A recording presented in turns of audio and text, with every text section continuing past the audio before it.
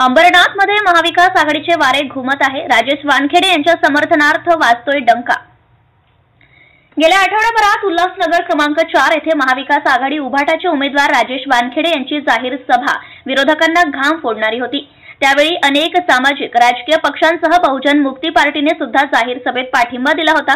दरम्यान 140 अंबरनाथ विधानसभा मतदारसंघात एका बाजूला महायुती बालाजी किनीकर यांच्या सभेत मुख्यमंत्री एकनाथ शिंदेंची सभा सुरू होती, तर दुसऱ्या बाजूला गली गली में शोर है, बालाजी किनीकर चोर है असे नारे लावत बहुजन मुक्ती पार्टीच्या कार्यकर्त्यांनी राजेश वानखेडे यांचे जोरदार समर्थन करीत जंगी स्वागत करत आहे। काल रात्री अंबरनाथच्या अनेक वॉर्ड आणि रस्त्यांवरून प्रचार फेरी सुरू असताना महाविकास आघाडीचे वारे सर्वत्र घुमताना दिसले। त्यामुळे राजेश वानखेडे यांच्याच नावाचा डंका वाजताना दिसत आहे।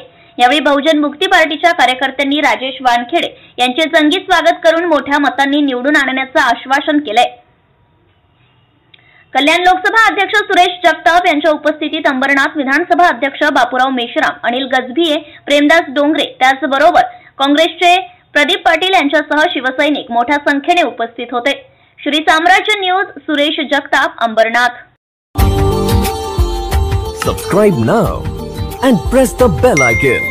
Never miss an update.